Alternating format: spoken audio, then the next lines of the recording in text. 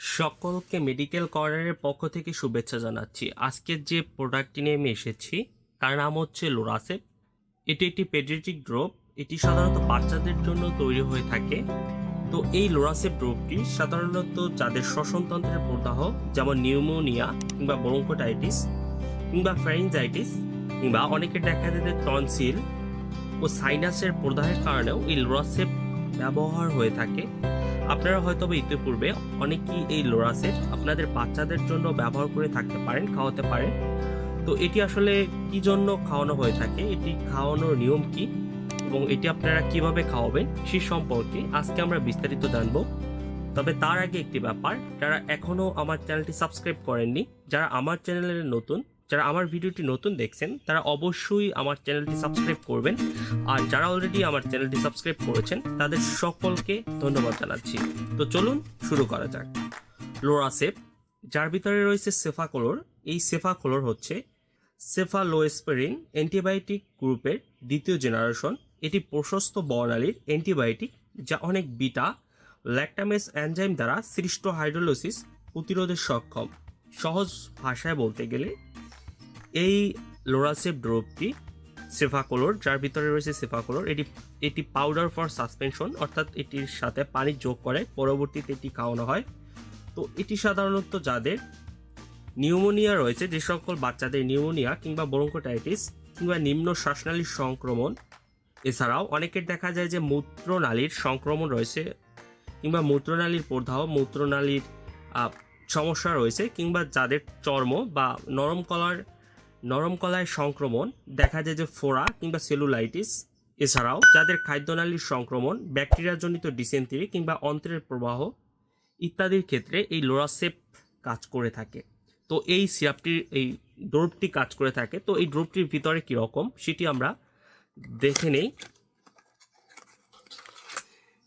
এটি হচ্ছে ড্রপার, যার মাধ্যমে আপনারা বাচ্চাকে খাওয়াবেন। এই হচ্ছে পাউডার ফর সাসপেনশন। এটির ভিতরে পাউডার দেওয়া রয়েছে, আপনারা দেখতে পাচ্ছেন ভিতরে পাউডার রয়েছে এবং সাথে আরেকটি চামচ দেওয়া রয়েছে।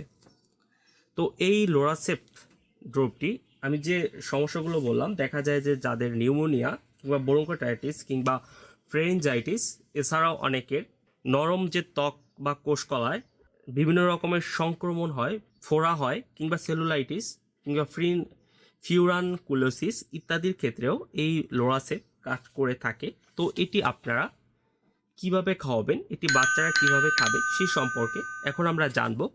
তো সর্বপ্রথমে কাজ হচ্ছে, আপনারা এই পাউডারটির ভিতরে মিশানোর পরবর্তীতে এই লোরাসেপ ড্রপটি আপনারা বাচ্চাদের খাওয়াবেন যে সকল বাচ্চাদের বয়স 1 বছরের নিচে এবং যাদের ওয়েট 9 কেজি রয়েছে, তারা দৈনিক 2.3 মিলি বা আধা চা চামচ করে রোজ 3 বার আপনারা এটি খাওয়াতে পারেন। তবে অবশ্যই এটি আপনারা খাওয়ানোর পূর্বে এটি ভালোভাবে ঝাঁকিয়ে নেবেন এবং এটি যাদের বয়স, যে সকল শিশুদের বয়স 1 থেকে 5 বছরের ভিতরে, তারা দৈনিক 5 মিলি অর্থাৎ 1 চা চামচ করে রোজ 3 বার আপনারা এটি খাওয়াতে পারবেন। এবং যে সকল বাচ্চাদের বয়স 5 বছরের ঊর্ধ্বে, তারা দৈনিক 2 চা চামচ করে রোজ 3 বার এটি খেতে পারবে।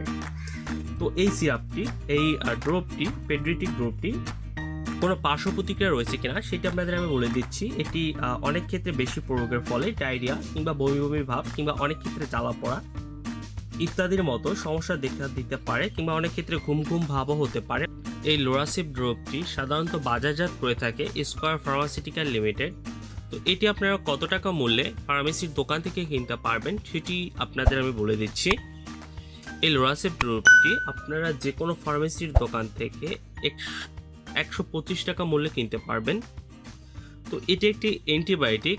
অবশ্যই আপনারা এই লোরাসেপ ড্রপটি খাওয়ানোর পূর্বে যে কোনো রেজিস্টার্ড ডাক্তারের পরামর্শ নিয়ে খাবার চেষ্টা করবেন। তো এই ছিল লোরাসেপ ড্রপ সম্পর্কিত সকল তথ্য উপাত্ত। যদি আপনাদের ভিডিওটি ভালো লাগে তাহলে অবশ্যই আমার চ্যানেলটি সাবস্ক্রাইব করবেন। আর এই সম্পর্কিত যদি আরও কিছু জানতে চান তাহলে নিচে কমেন্ট করবেন, আমি যথাসম্ভব উত্তর দেওয়ার চেষ্টা করব। ধন্যবাদ সকলকে, সবাই ভালো থাকবেন এবং অবশ্যই সকল ওষুধ শিশুদের নাগালের বাইরে রাখুন।